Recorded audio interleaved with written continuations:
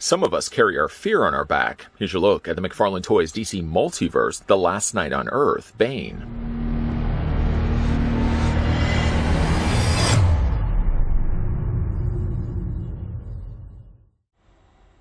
Before we get down to the review of this venom-fueled behemoth, the first thing we're going to want to do is figure out how tall the Build-A-Figure Bane is. One good thing about this line that I've already stated in previous reviews is that it didn't take very much at all to actually build him.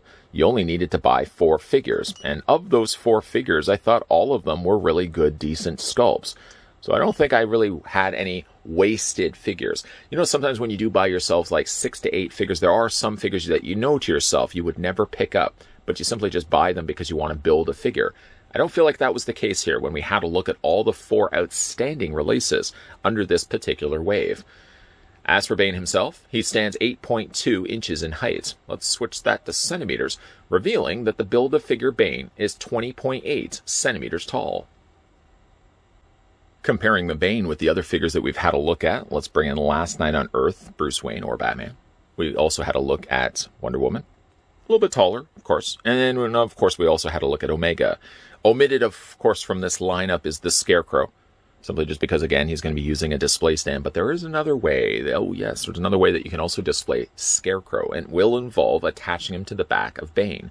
Stay tuned for that. But you kind of get a good idea of just how big Bane actually is when you stack him up with the rest of this DC Multiverse line. And again, as I stated before, I think all these figures turned out really good. I don't feel like there was a particular figure that I said to myself, if it wasn't for the fact I wanted to build a Bane, I would have never actually picked that figure up. All of them had interesting things that I liked about them, and equally so, there was also things I didn't really like about some of these figures. But overall, I've been really happy with this line. Happy especially for the fact that it took a lot less figures to put together Bane.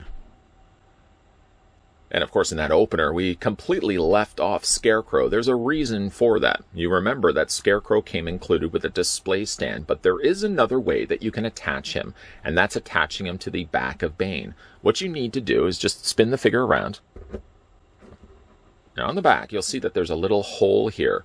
Well, what I didn't show you on Scarecrow, wanting to reveal it as a surprise, if you look at this little piece right here that looks like just a separate bit of tubing that they've tried their best to kind of blend in with the rest of his organs, well, this is actually just a fold-out tab piece.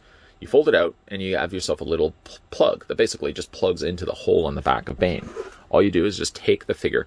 And it's still difficult, mind you, because one of the problems with this being on a hinge and the hinge being slightly loose, every single time I try to put this in, at least initially, I found like that hinge kept swaying back and forth. If it helps a little bit, you can also just twist this in place. But don't want to twist it too much. You heard a little bit of a snap. If you're twisting it, you're basically twisting it against the hinge on Scarecrow. And most definitely that would break the figure. But again, it's more than enough. You can even do the blizzard test. That figure isn't going to be going anywhere. And you can have him attached to Bane.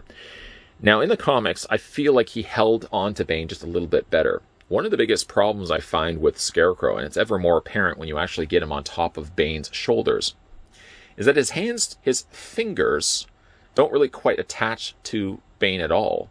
I mean, they should really drape against his torso. And one of the biggest problems is the fact that he has these thumbs. If it wasn't for his thumbs, you can kind of twist them sideways and kind of have the thumbs, let me just do it here. You can twist this sideways and sort of have the thumbs be flat against his torso. But as a result of that, it's always like the thumbs are always getting in the way. You know that saying, all thumbs? Well, it's not all thumbs with Scarecrow, but certainly the thumbs play a significant problem when it comes to actually having his fingers pressed against Bane's torso.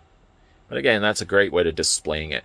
I don't know if I would actually just display him with the Scarecrow on top of him, but I appreciate the fact that they actually gave you the necessary means, so you're not just literally hovering it on top of his torso.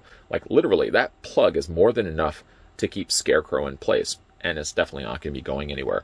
Some people actually kind of like the idea of displaying Bane with Scarecrow on his back, and I will admit, if you really were a big fan of Last Night on Earth, this is the way it looks. This is the way he carries around Scarecrow with him. Then, therefore, it makes more logical sense that you would display the figure with it. Just not really sure. I kind of like Bane just on his own, but that's just my own personal preference. That being said, let's go ahead and take Scarecrow off of him. And again, you're just going to pull the tab out. There's no real replacement piece that covers over top of this. But to be, in all fairness, you're really never going to be looking at it from the back of the figure anyways. You're probably going to be seeing it more so from the front. What you're seeing from the front, though, is a rather substantially large Bane, big in the torso, and equally so, he's pretty big on the lower half as well, instead of having small, skinny legs. I did have a bit of an issue when it came to putting this guy all together. Well, you know the problems that I was really facing when it came to actually putting these pieces in place. One thing I feel like I will still want to do and rectify is like I feel like the hands don't properly stay in place. Now, I didn't end up heating these. I probably should have done this in all well, not all the cases. I did heat the legs because the legs were a big issue. They didn't really sit properly against those pegs. So I ended up submerging the tops of these pieces, just the tops of the thighs, in hot boiling water for about 30 seconds. I know, I've already said that. But then that was more enough than just to kind of wiggle these in place. And again, I don't feel like, I know I've probably said this same thing over and over again, I really don't feel like the legs are properly in place. If you were twisting them too much, I really think that those legs are going to pop off. The arms, I didn't have to heat. I just eventually got those in. I used a little bit of Bane strength, forced those in. It was more than enough to keep them in place. The head wasn't an issue. I just kept working away at it, adding a little bit more extra weight to it. And eventually, it did actually attach to the ball joints. But the hands are still something I think I'm going to submerge in hot water because they don't stay in place. I mean, as you can see right there. I thought just a little bit of TLC, a little bit of extra pressure against that was more than enough to actually get those rooted in there. Wasn't the case. So I'm going to have to use hot water, I think, to get that permanently fixed in place. But what we have is a pretty good-looking Bane. Awfully discolored Bane in the sense that really when you're looking at his skin, he's all gray. Very gray across the landscaping of the plastic. This is one talking point I would say right out the gate. If you really look at the detailing, well, actually, you know what? Let's bring in Scarecrow's card to kind of give you guys an idea. See how Scarecrow's hands really are very firmly holding on to Bane's torso. You can't quite pull that off with the figure. The other thing I wanted to also bring in is the fact that when you look at the two figures side to side, the illustration, of course, of Bane, and then when you see the actual figure, there really is a lot of missed opportunities, I feel, that they could have gone in and bring in some extra paint. Because especially when you look at the character here, there's a lot of cool-looking green veins all bulging out from his skin. And that looks really great. Unfortunately, when you see it on the figure, you can see what would have been the case, because there are veins sculpted to the plastic. But unfortunately, they only really kept it to one coloring of paint. They used a darker color of plastic, and then they just washed over top of it a lighter color paint. But where they missed the opportunity is all this vein work right here. I may try to take a paintbrush and a little bit of green paint and see if I can actually go in there and paint those veins. I don't think my painting skills are as good as some. I have seen some really great images online where people have gone and tweaked the paint on this Bane and really allowed those details to really pop on the figure.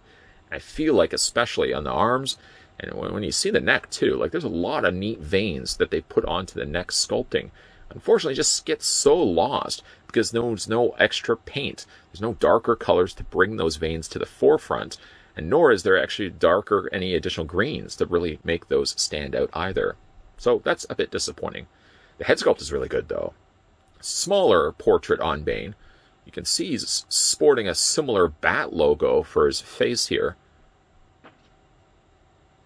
It would involve me probably either having to pick up a secondary Bane or buying all the figures by them, all the figures together sealed again and picking out all the pieces to build myself a second one of these. But I almost would want to get another one of these Banes and see if I could customize it to make it look like a more 90s looking Bane. And I don't want to seem like I'm so stuck in the past, but I really think that we have sort of a starting point here for a good looking Bane that if you wanted to customize this, I suppose you probably could turn this into like a 90s looking Bane as well.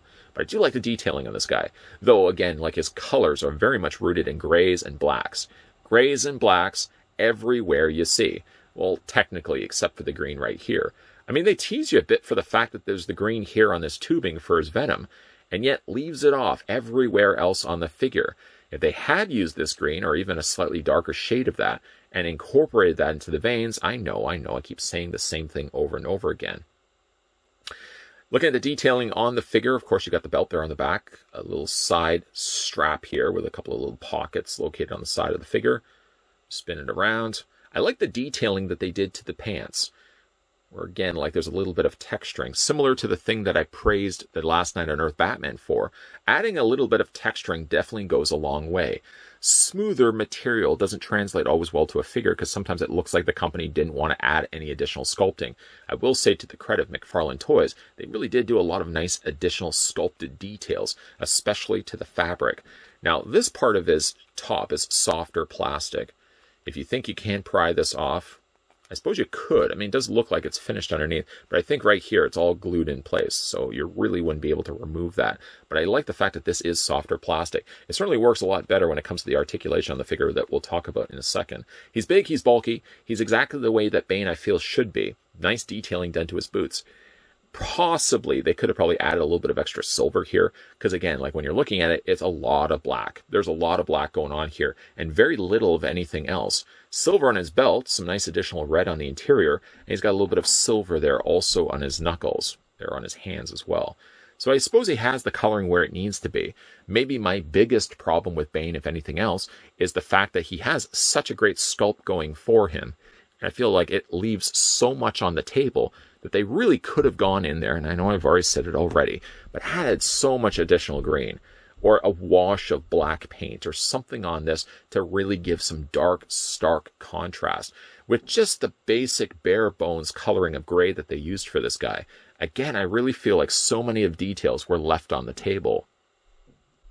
Let's have a look at the posability on Bane. So his head is on a ball joint. It moves up and down. Doesn't really move. Well, I guess if you look at it, you sort of expect that there's not going to be a whole lot of moving going on for the head. Sure, it does move back and forth and it moves up and down. One little touch of detail that I do actually like, if you look at it from the side, with the light hitting it just right, you can actually make out there's like a little mouth right there underneath the stretched out fabric. And a little bit of indication there of also the ears. Boy, that's a neat looking head sculpt. Yeah, there's some limitations when it comes to what you can actually do with the head. It's more so actually up. Down is fine. I mean, if you want to have like a brooding low head on Bane, you can pull that off perfectly fine. But yeah, by the limitations of the way how much sculpting is going on right here, it does limit what you can then do for Bane's head. Basically just shifts back and forth also on that as well. As for the arms, let's get those ratcheted out. A good chunky sized joint, as you can see, working for Bane's arms. You can move the arms all the way around. He does have a single bend in the elbow. There goes the hands. You can have a single bend in the elbow. Really, really tight elbows, also, I might add. And, of course, he has articulations in the hands. But, again, I'm probably going to have to submerge these in hot water to see if I can actually get those properly rooted, because I don't want to have to keep forcing those fists back into place every single time. But he does have fist articulation.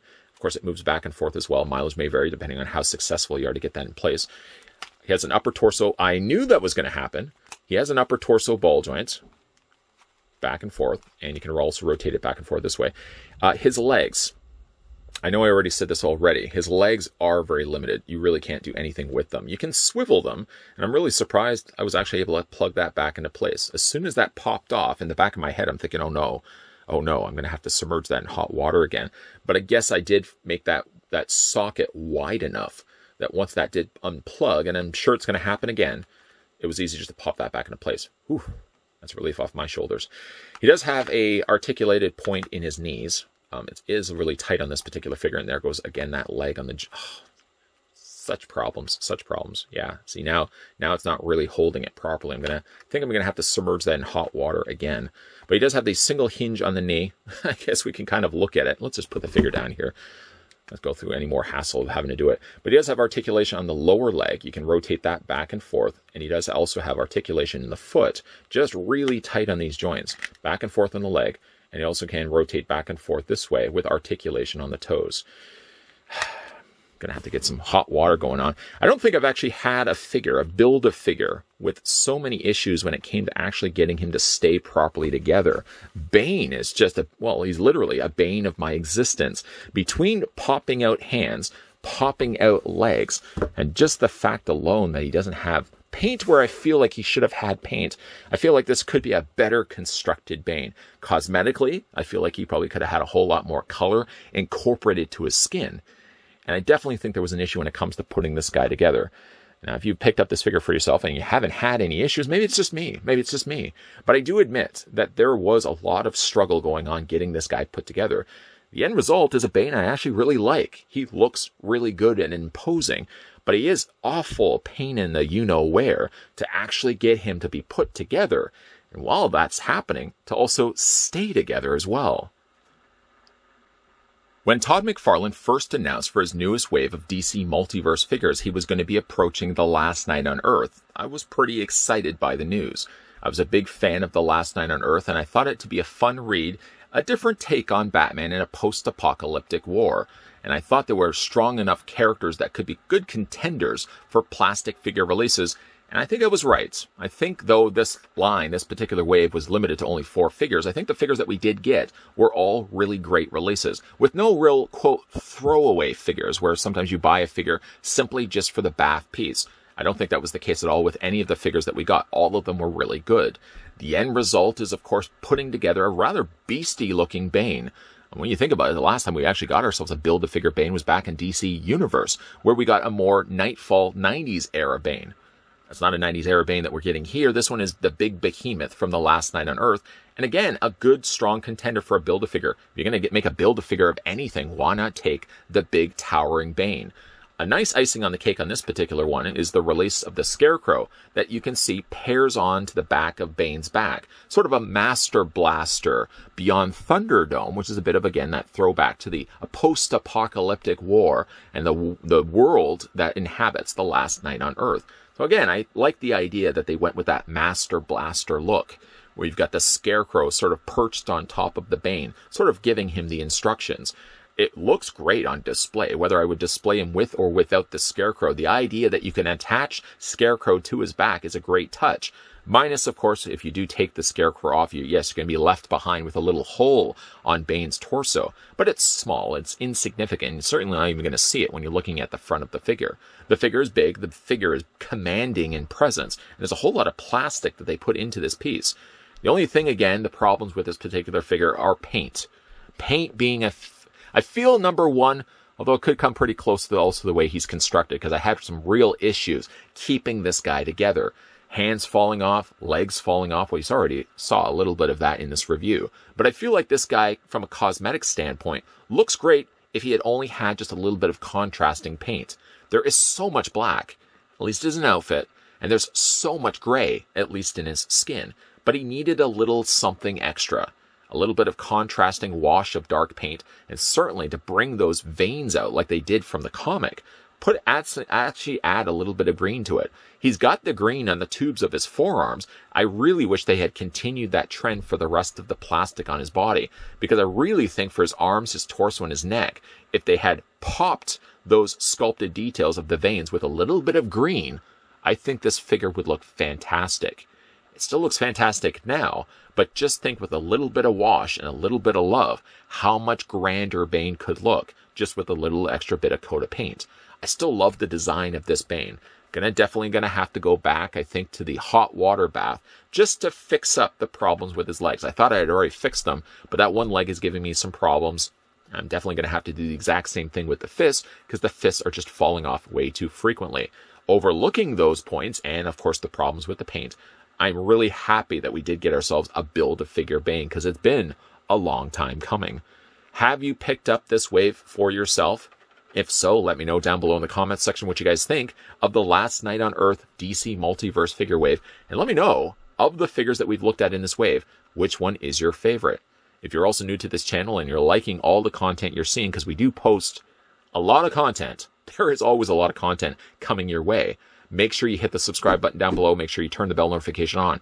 And make sure you keep your peepers ever so peeled, because there's definitely going to be a lot more videos coming your way. We are going to be having a look at some more DC Multiverse figures. We are going to be having a look at more Todd McFarlane or McFarlane toy reviews. Those are going to be coming your way as well. And there's just always new content coming your way. So keep your peepers peeled to this channel. And as always, guys, thanks for watching. I'll see you guys next time.